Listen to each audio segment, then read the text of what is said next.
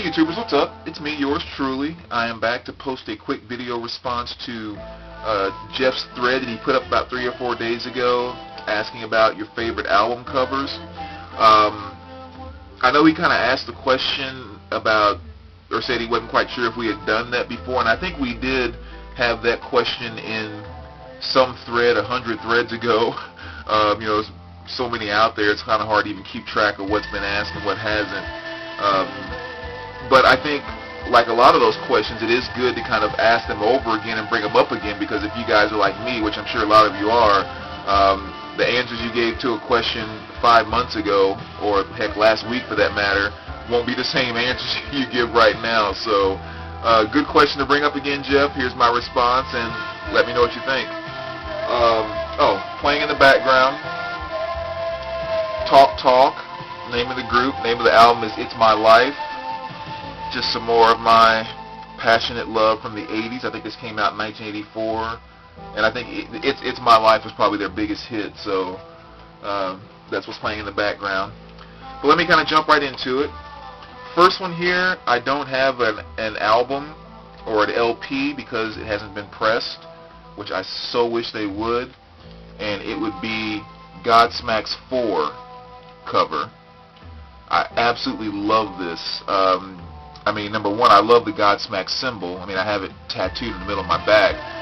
But the simplicity and power of this cover is just awesome. I mean, the plain background, I've always thought that symbol is just such a strong symbol, and it's just kind of there's a power statement in this symbol, in this cover, I should say. I just really like it, as simple as it is. So that's one that I would really love to see on vinyl sometime. And actually most of the Godsmack covers I like quite a bit. But so that would be one. Number 2 would be this one, which I showed in my last video, or a couple of videos ago, when I asked about images of artists that you really like. And this one really captures, I think, Lenny Kravitz's image as an artist, and it's just kind of a really cool thing. And one thing I tend to notice is when it comes to what I think is cool album art, typically things that are a little more simple and things that are kind of simplistic tend to capture my eye a lot more than the, big, busy stuff, if you will. So I think that's why, again, just a plain silver background, and it's just Lenny standing there. I mean, it doesn't get much more simple than that, but yet that's just a powerful cover. Next, I will go here with Scorpion's Virgin Killer.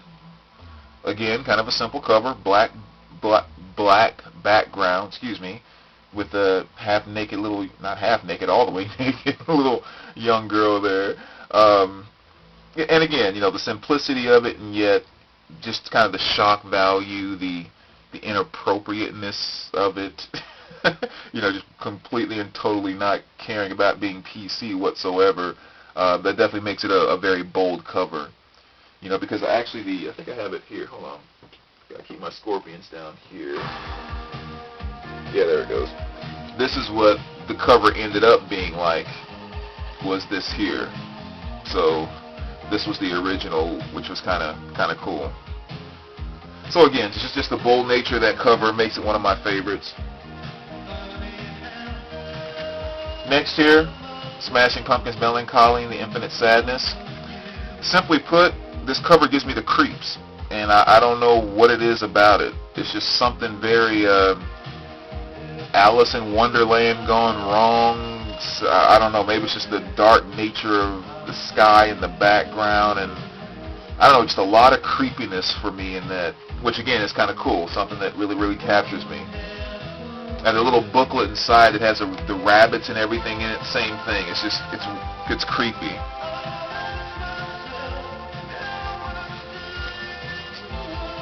Hendrix, I mean, this goes without saying. It's a classic cover that I think totally captures what he was like and what he was about. So I'm not going to say much about that.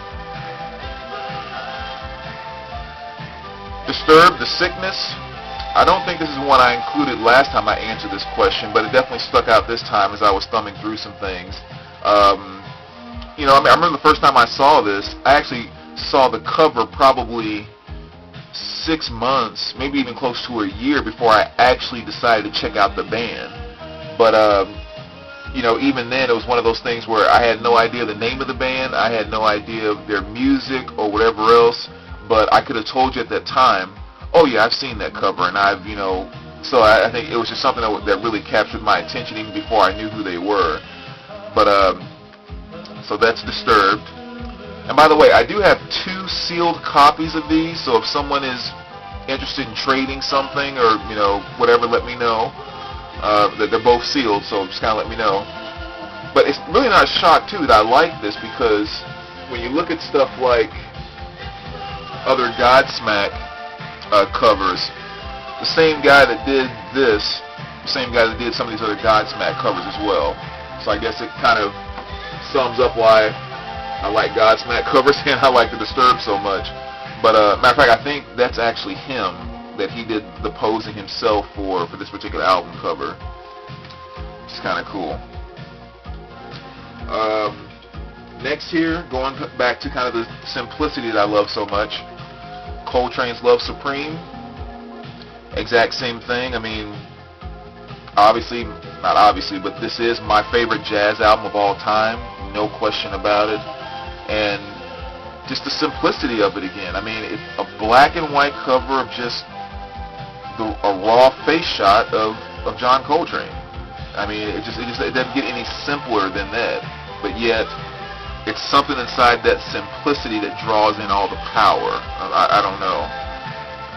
So I think maybe what that is for me is when you have a cover this simple, it's there's not a bunch of stuff going on that it's like making you focus on what they're trying to portray in the cover.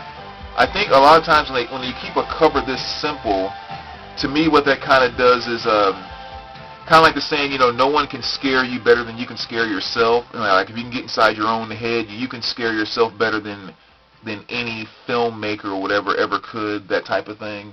That's kind of the same thing I think that goes on with these, sorry, start the record over there, that goes on with these very simple covers is just, it lets me dive into the cover so much more and draw out of it the emotions that I want to draw out of it, which are probably going to be the ones that connect with me the most. And that's just what I get when I look at, Coltrane and that straight face that he's making there. And I just can't help but to dive into what was he feeling, thinking, where did those songs come from, just all of that stuff. It makes me want to get deeper in his head. So I think that's why the simple covers tend to capture me a lot more. But so kind of the same thing here with David Bowie. I mean, he has a ton you could choose from, obviously, with all his different albums, but I think Low is probably his favorite album cover for me. It's just, not only do the colors really capture your eye, it's just such a warm looking album, but I mean, just even Bowie himself there, he just looks kind of, not of this earth, if you will. It's just, it really captures his image well there, too. But here's one of the busier covers that I like. MC5, this is Kick Out the Jams. And I think one of the reasons why I like this cover so much is my favorite song by them is Kick Out the Jams. And if you could make that song, turn that song into something visual, this is what Kick Out the Jams would look like to me. So I think that cover just really kind of really captures the essence of this album. So that's one of the busier covers that I definitely like. Power of Zeus, the Gospel According to Zeus. I really like this cover just because it draws out the feeling of just good in-your-face psych kind of music. It's just the everything that psychedelic music is about is portrayed to me in this cover. So definitely one of my favorites there. And then the last two, one that's a obvious classic, Iron Maiden. This is Number of the Beast. But of course, there's a number of different Maidens that you could pull out there. I mean, Killers would definitely work for me on this.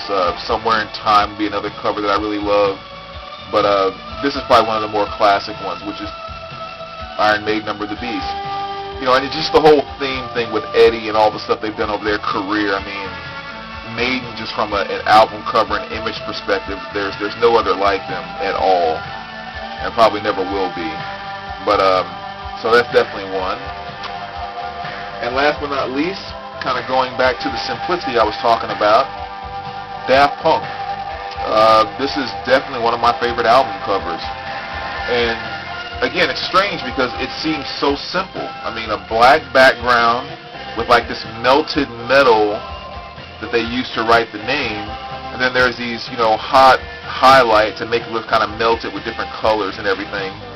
And again, it's just something about this cover, as simple as it is, it captures my eye every single time I see it. I was in a store a few days ago just kind of flipping through and looking at some different records, and they got a couple of new copies of this in. And even then in the store, I pulled it out and just kind of stared at it for a little while. It's just every time I see it, it's just something about it. I don't know what it is.